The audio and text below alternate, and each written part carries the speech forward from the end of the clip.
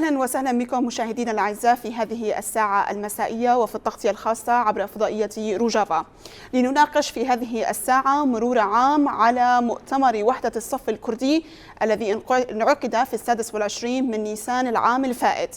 بعد عام، ماذا قدم هذا المؤتمر وهذه الوحدة للقضية الكردية في سوريا؟ مشاهدينا، يسعدني أن أناقش هذه المحاور. معي من ألمانيا السيد يونس بهرام، رئيس منتدى الألماني الكردي من ألمانيا، وأيضا معي من سليمانية مصطفى خوخي، محلل سياسي. أهلا وسهلا بضيوفي الكرام.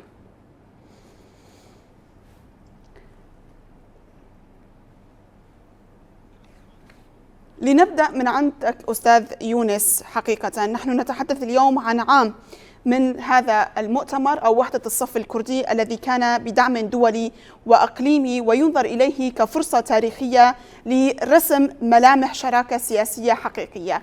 بعد عام، كيف تقيم واقع الوحدة الكردية اليوم في سوريا؟ مرحبا بك أستاذة ميديا وبالأستاذ مصطفى خوخي وشعب كردستان مجملا. صراحة يعني الوحدة الكردية التي كانت وما زالت هي مطلب جميع الكردستانيين، ليس فقط على مستوى روجافا بل على كامل تراب كردستان، إن كان في جغرافية كردستان أو خارج إطار جغرافية كردستان في كرد المنفى.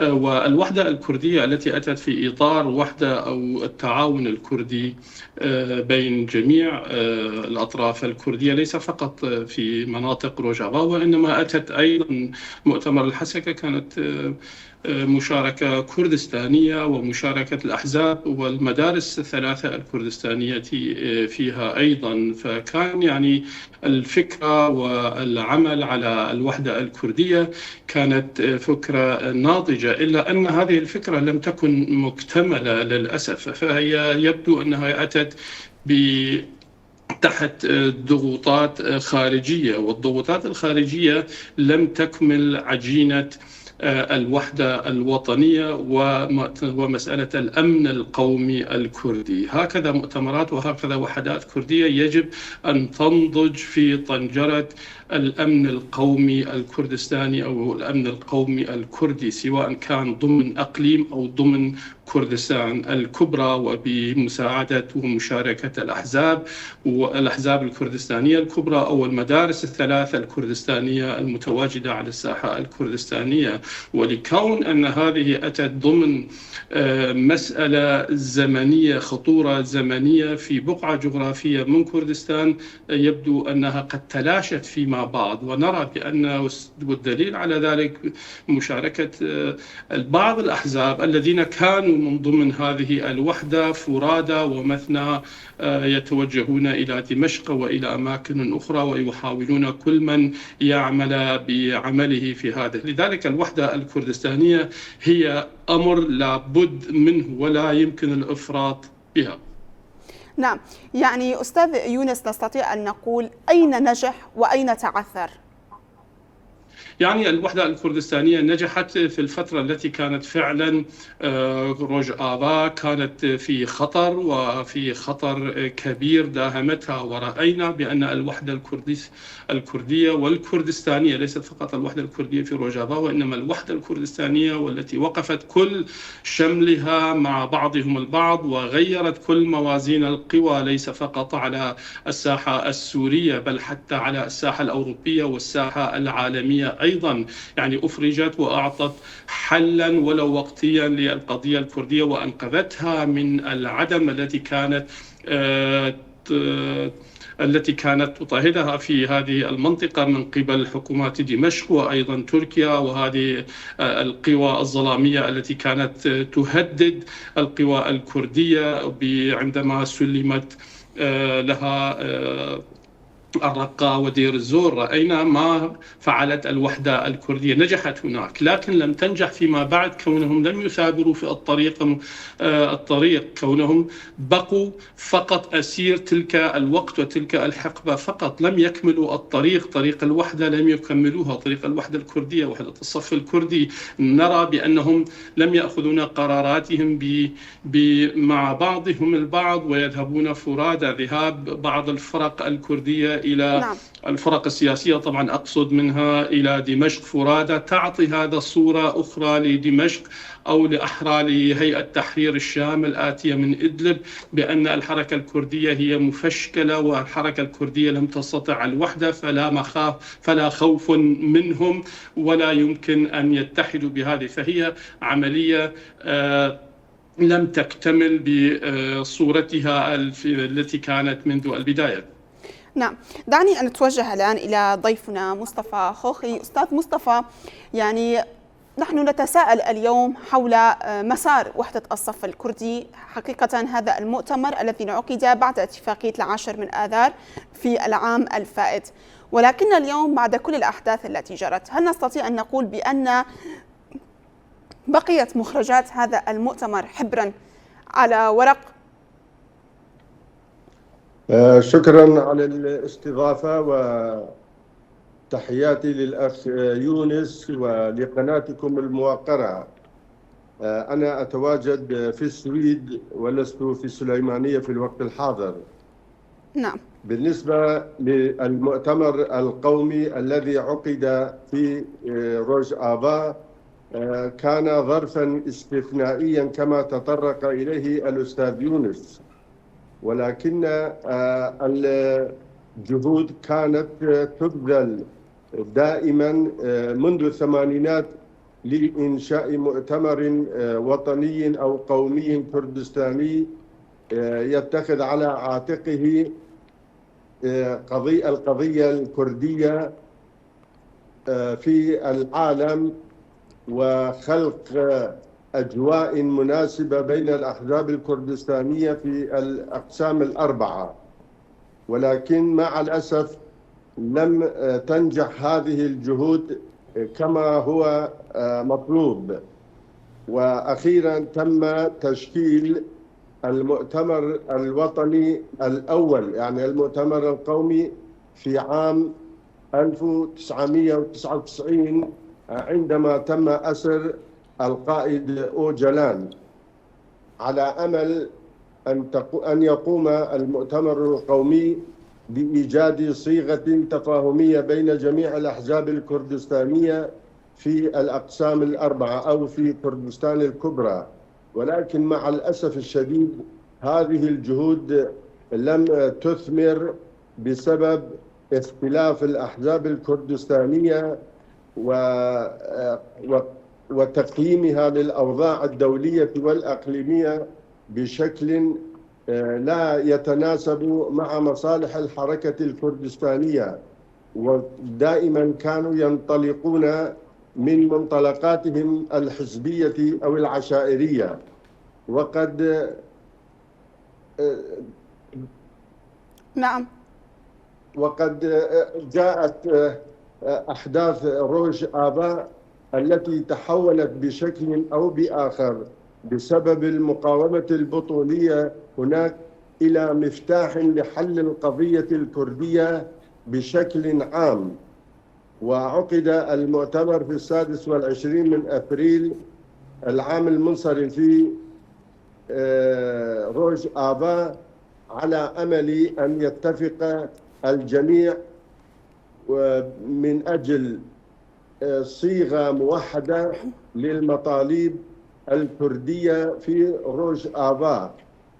ولكن مع الأسف الشديد لم تنجح هذه الجهود، لأن الأحزاب الكردستانية في كردستان سوريا لم تكن على أيديولوجية واحدة أو سياسة واحدة بالأحرى.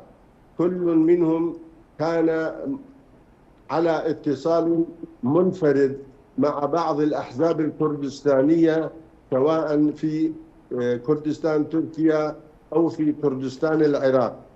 ولم تنجح هذه الجهود رغم إصرار بعض الأحزاب الكردستانية من أجل إنجاح هذا المؤتمر، ولكن المؤتمر لم ينجح وظل يراوح في مكانه، لأن الكرد لا يملكون سياسة موحدة أو لوبي موحد على المستوى الأقليمي أو المستوى الدولي. ولهذا السبب دائما عندما تأتي الأحداث ويكون الأكراد غير الأحزاب الكردية والكرد غير مهيئين للتعامل مع الأحداث التي تجري في المنطقة، لأنهم لا يمتلكون استراتيجية واعية وموحدة بالنسبة للقضايا الإقليمية والكردستانية والدولية. مع الأسف الشديد احنا دائما يعني الأحزاب الكردية، لا أقصد الأفراد والمثقفين أو الأكاديميين، الأحزاب الكردستانية خاصة في كردستان العراق قد أصبحت عقبة كأداء في طريق إنجاز الوحدة الوطنية الكردستانية على مستوى كردستان الكبرى. ومتى تزول هذه الأسباب يمكن إنشاء مؤتمر قومي كردستاني على صعيد كردستان الكبرى وخارج كردستان. أستاذ مصطفى، إذا كانت القضية على صعيد الداخل، سواء كان في الداخل العراقي أو في الداخل السوري، إذا كانت الخطوات داخليا هناك عقبات ولا يوجد تطبيق على أرض الواقع، فكيف يمكن الاعتماد لبناء مؤتمر قومي أو مرجعية قومية كردية على مستوى أجزاء كردستان الأربعة؟ هذه هي المعضلة الأساسية، لأن الأحزاب التقليدية الكردستانية وخاصة في كردستان العراق لا يفسحون المجال لإنشاء مؤتمر أو بناء مؤتمر قومي كردستاني، لأن ذلك يتعارض كليا مع سياساتهم التقليدية العشائرية والأسرية. ولهذا السبب من الضروري أن تتفق جميع الأحزاب التي تمتلك رؤية مشتركة وسياسة موحدة وينطلقون من مصالح الشعب الكردي في علاقاتهم الدولية والإقليمية، وأن لا ينتظروا إلى أن يأتي الحزب الفلاني أو الرئيس الفلاني ليبارك إنشاء المؤتمر القومي الكردستاني. ولنا تجارب كبيرة في هذا المجال.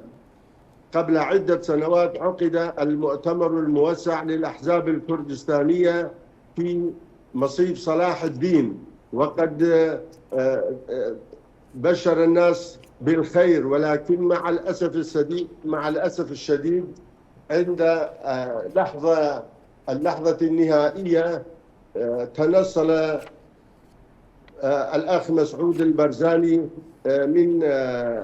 من هذا الحوار، ولكن لم ينجح هذا المؤتمر بسبب تنصله. وعندما تنصل هو عن الحوار كان معه عدة أحزاب كردستانية أخرى من كردستان إيران ومن كردستان تركيا وسوريا أيضا.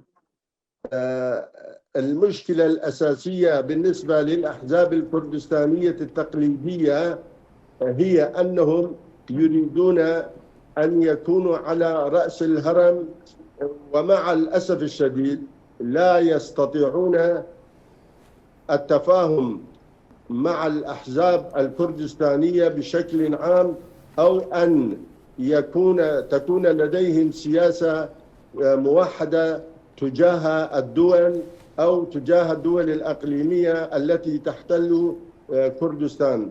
كل حسب مزاجه وكل حسب مصلحته الحزبية والأسرية، ينطلقون من هذه المصالح ويبنون العلاقات مع الدول التي تحتل كردستان. نعم.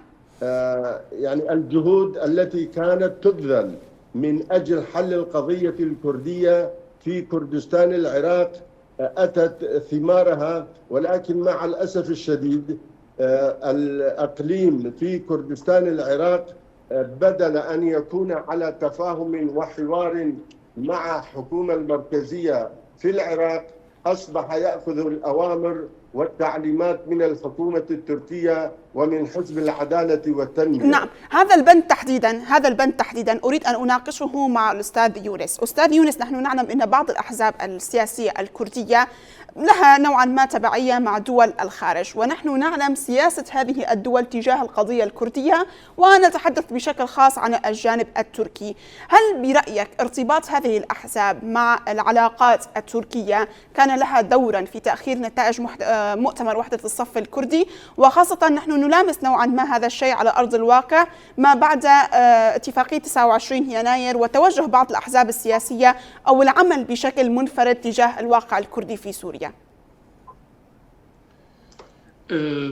بالطبع أستاذة ميديا، بداية لا أوافق الأستاذ مصطفى خوخي على ما قاله بأن أحد المدارس الكردية هي من تعارض وحدة الصف الكردي أو وحدة المؤتمر القومي الكردي. لدينا الكرد أو الكردستانيين 3 مدارس حزبية: مدرسة حزب العمال الكردستاني، ومدرسة الحزب الديمقراطي الكردستاني، واتحاد الوطني الكردستاني. هؤلاء المدارس ال3 هم أساس السياسة الكردية الحالية أو الكردستانية الحالية، والباقي من الأحزاب الكردية هي من تكون تتبعهم ولهم علاقات ودية وجدية مع هذه الأحزاب، والكل يسيرون على حول فلك هذه السياسات. لا نستطيع أن نقول أو نلوم الأحزاب الكردية الكردستانية في باشور كردستان بأنهم هم العائق أمام الوحدة الكردية فقط. لا، ليس صحيحا. بالأقل يعني الأحزاب الكردستانية المدرستين اللتين هما في باشور كردستان، إن كانت بقيادة الرئيس مسعود بارزاني والراحل الرئيس جلال طلباني، حققا الهدف الكردستاني بما هم الآن عليه كيف كان شكلها، لكنهم قد أبدوا الواجب وحققوا حلم كردي واقعيا على أرض كردستان، وهي إقليم كردستان الذي هو حاليا به، وله فائدة كثيرة أيضا في مساعدة روجافاي كردستان. أما بالنسبة لمسألة الوحدة الكردية، المسألة تكمن أنه روجافا تتبع أحزاب الكردية في روجافا هي أحزاب ما زالت تبعية وليست تشكل أحزاب وليست لهم آراء خاصة لهم، فهي ما زالت تبعية تابعة لهذه المدارس. لذلك لم تتبلور الشخصية الكردية السياسية في روجافا لم تتبلور كونها تبعية، سياسة تبعية لهذه المدارس ال3. لم نكون نحن شخصية كردية روجافاية في روجافا. لذلك بدون تبلور شخصية كردية لا نستطيع أن نعمل وحدة كردية خاصة في روجافا. لذلك نرى بأن الصف الكردي التي كانت أو حلمنا بها في الشهر الأول أو الذي حققنا فيها الوحدة الصف الكردي، وهي أيضا أصبحت في وضع في زمن وقتي كونها خلقت من رحم المخاوف وبعملية قيصرية. يعني في وقت المخاوف التي كانت تهدد كردستان روجافا وبعملية قيصرية، وبعد أن ذهبت هذه المخاوف رأينا بأن أيضا ذهبت معها هذه الوحدة الكردية ووحدة الصف الكردية التي عايشناها في روجافا. بالطبع يعني على سؤالك، ردا على سؤالك أستاذة ميديا، هل لتركيا دور في تفكك الوضع السياسي في روجافا؟ بالطبع تركيا تحاول قدر الإمكان أن تجند كل ما لديها من قوات، إن كانت مخابراتية، إن كانت مخبرية، إن كانت جهادية إسلامية، أو حتى سياسية كردية ضمن الحركة السياسية الكردية. هناك أيضا لها يد طولي ضمن الحركة السياسية الكردية، أقولها وبكل أسف، أن تجندهم جميعا لأجل تفكيك الوحدة الكردية أو وحدة الصف الكردي، أو بالأقل الحصول على معلومات كيف يفكر الحركة الكردية، كيف ما هي أهدافهم وهي سياستهم، لتصد هذا الحدود قبل أن تبدأ، لتوعد هذه العملية قبل ولادتها. فلتركيا طبعا أجندات كثيرة منهم. من أحد هذه الجمل هي كمثال يعني لماذا الجولاني هو يتفق مع الإدارة الذاتية، والتي هي اتفقت الأحزاب الكردية كلها مجمعا على أن الإدارة الذاتية والصف الكردي التي توحدت ضمن هذا الإطار بأن يتوافق معهم. ورأينا بأن الجولاني ينادي الأحزاب الكردية الأخرى فرادى إليه ويحاول الاتفاق معهم. هذا هو طبعا مسألة تابعة أو ناتجة عن دوائر الاستخبارات التركية أو التركو قطرية الذين يحاولون شق الصف الكردي في هذه المنطقة. ومن دون وحدة الصف الكردي لا نستطيع في روجافاي كردستان أن نكون الأولى في عالم السياسة ضمن سوريا الجديدة، خاصة سوريا السياسية الإسلامية. ضمن هذه الحركات السياسية الإسلامية بدون وحدة الصف الكردي ووحدة الرأي الكردي إن كانت عسكريا أو سياسيا أو حتى اجتماعيا لم نرى النور، وسنبقى مهددين من قبل ضمن الداخل السوري وأيضا ضمن الإطار الإقليمي. نعم أستاذ مصطفى، أعود إليك حقيقة بواقع موضوع وحدة الصف الكردي. رأينا في التصعيد العسكري الأخير الذي حصل على مناطق شمال وشرق سوريا كان للشعب الكردي هو الدور الأبرز في تصدير مشهد الوحدة الكردية سياسيا، ولكن كما ذكر الأستاذ يونس قبل قليل بأنه ما بعد إزالة الخطر عدنا مجددا نشاهد الشرخ الموجود بين الأحزاب السياسية الكردية. إذن ماذا يحتاج الكرد الآن في هذه المرحلة في سوريا؟ الكرد يحتاجون إلى التكاتف وعدم الانتظار للأحزاب التقليدية الكردستانية لكي تأتي وتبارك ببناء المؤتمر الوطني الكردستاني. لو كانوا يريدون بناء المؤتمر الوطني الكردستاني لكان بإمكانهم إنشاءه قبل 30 عاما أو 20 عاما على الأقل، ولكنهم عندما تظهر الأحداث والمأساة والفواجع يجلسون على طاولة واحدة ويقولون ماذا نفعل بعد فوات الأوان، لأنهم لا يمتلكون استراتيجية تخدم القضية الكردية سواء على مستوى أجزاء كردستان أو على مستوى كردستان الكبرى.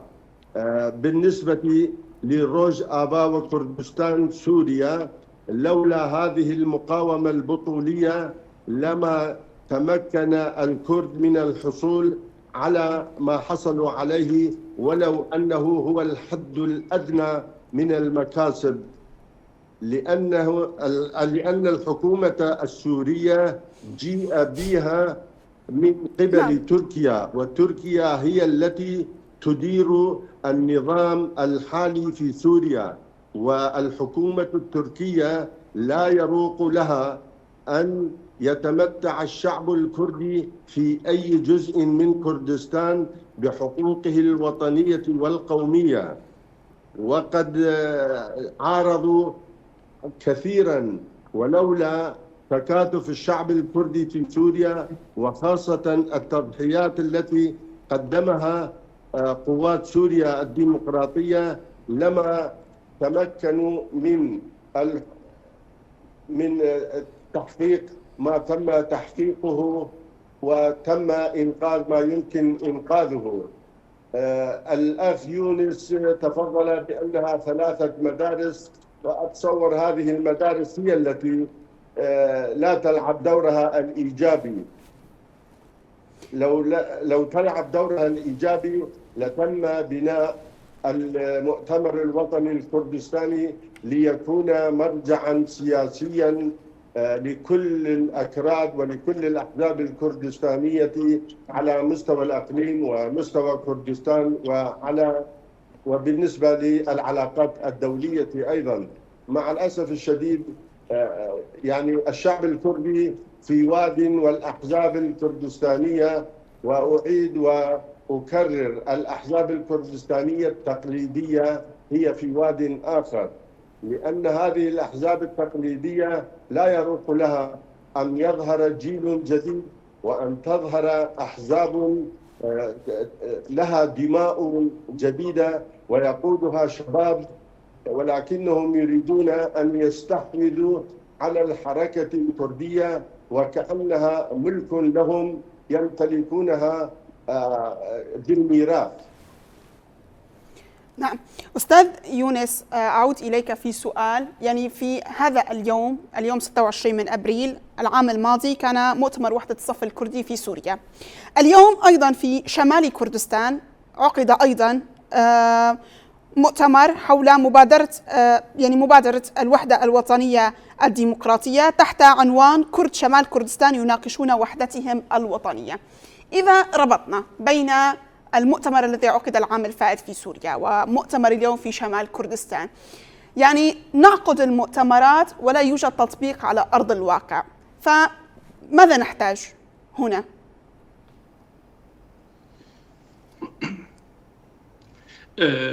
ما نحتاجه نحن ككردستانيين هي رؤية سياسية استراتيجية مبرمجة ل10 سنوات قادمة، وهذا ما يفقده الأحزاب الكردية مجملا، ومثل ما تفضل الأخ مصطفى أخوخي أيضا المدارس الحزبية 3 تفقد هذه السياسة الاستراتيجية المستقبلية.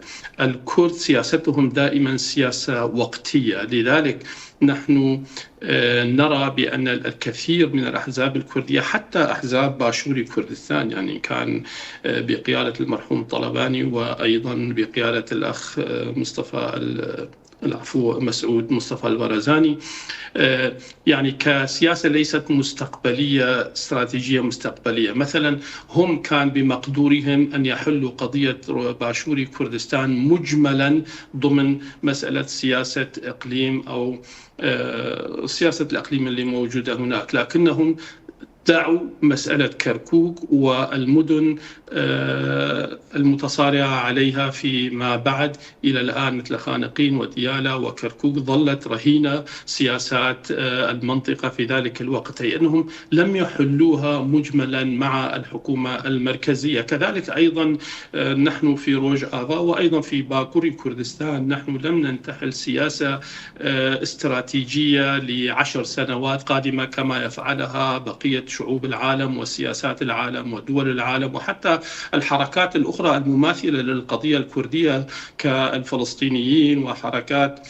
جنوب أفريقيا سابقا. وكل هذه الحركات لهم استراتيجيات لمدة 5 سنوات أو 10 سنوات، أو بالأحرى في علوم السياسية هي ل3 سنوات ول5 سنوات ول10 سنوات. لكن الأحزاب الكردية والكردستانية حتى المدار التي سميتها أنا مدارس الحزبية ليست لديها هذه الاستراتيجية لمدة زمنية قادمة. لذلك نحن لن نصنع السياسة بل نتعاطى مع السياسة في هذه المنطقة. المسألة الكردية في باكوري كردستان هي المسألة الكردية. إلى من يعود السبب في هذه النقطة بأن دائما سياستنا مؤقتة وليست إلى بعيد المدى؟ هي لأن الأحزاب الكردية إن كانت في روج آفا وإن كان في باكوري كردستان كلنا تعلمنا من بعضنا البعض، وهي ما زالت أسير أنانية حزبية وشخصية. حتى أحيانا نحن أسير أنانية حزبية وشخصية. ومسألة الأمن القومي عند الأحزاب الكردية في روج آفا وفي بقية أجزاء كردستان لم أقل بأنها ضعيفة، بل أكاد أجزم بأن لا أحد يفكر بها أصلا. مسألة الأمن القومي، انظر إلى تركيا الأحزاب التركية مجملا كلها ضد بعضها البعض من أقصى اليسار إلى أقصى اليمين، لكن عندما يرون بأن هناك خطر كردي على الأمن القومي التركي تتحد جهبها وحزب العدالة والتنمية وكل هذه الأحزاب يبدون يتعاطون مع بعضهم. مسألة الأمن القومي التركي تبدو الأولوية الأولى والقصوى لديهم بغض النظر من خلافاتهم الحزبية والأخرى، بينما في الواقع الكردي هو غير.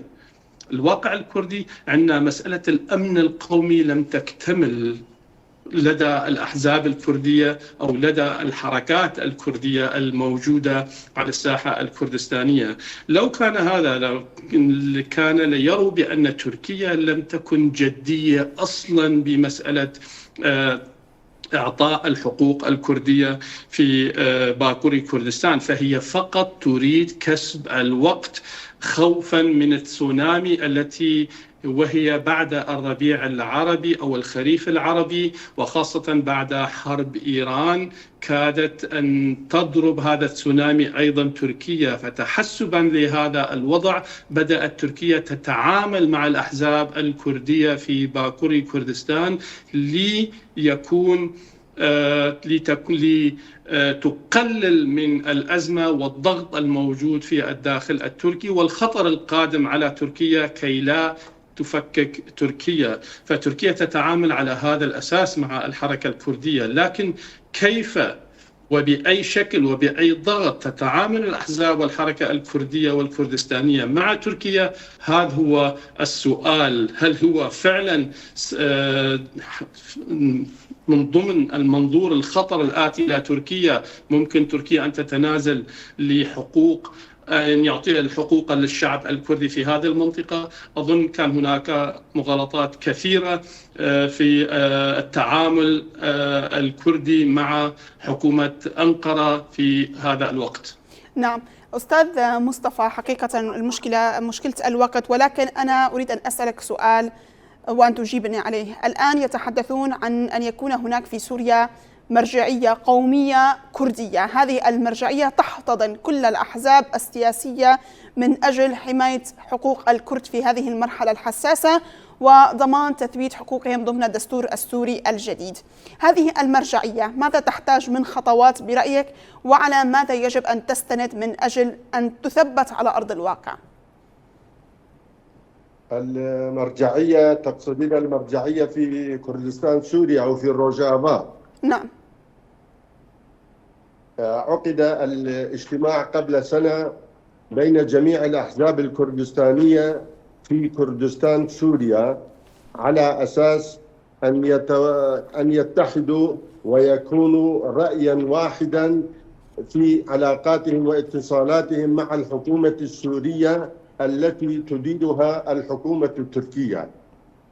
ولكن مع الأسف يعني كان مجرد حبر على ورق. بعد انتهاء الاجتماع اتصل الأنكسة التي تضم بعض الأحزاب الكردية واتصلوا بكردستان العراق، وبالأخص أذكر الحزب الديمقراطي الكردستاني ليأخذوا رأيهم، وقسم منهم اتصلوا مباشرة مع الميت التركي في تركيا وأخذوا تعليمات جديدة وتنصلوا بشكل سري من هذه الوحدة التي على أساس أن تكون لجنة دائمية للاتصال مع الحكومة السورية. وذهبوا أفرادا وجماعات واتصلوا بأسعد الشيباني وأبو محمد الجولاني يعني أحمد الشرع، وأعلنوا ولاءهم للحكومة السورية بشكل رسمي دون إعلانها. وهذا شجع الحكومة السورية أن تتماطل في تلبية المطالب الكردية في روجافاي كردستان، ولا زالت المماطلة مستمرة من قبل الحكومة السورية، لأن هذه الأحزاب لا تأخذ أوامرها من الشعب أو من الشارع الكردي في روجافاي كردستان، ويأخذون أوامرهم إما من بعض الأحزاب الكردستانية في كردستان العراق أو من الجهات المرتبطة بالميت التركي. ولهذا لا تنجح الجهود مع هذه المجاميع. الأفضل أن تتحد الأحزاب الموجودة في روجافاي كردستان وتفرض شروطها على الحكومة السورية ولا تتردد، لأنهم قدموا تضحيات لا يمكن تصورها من شهداء ومن جرحى ومن مشردين ومهجرين ومن المفقودين.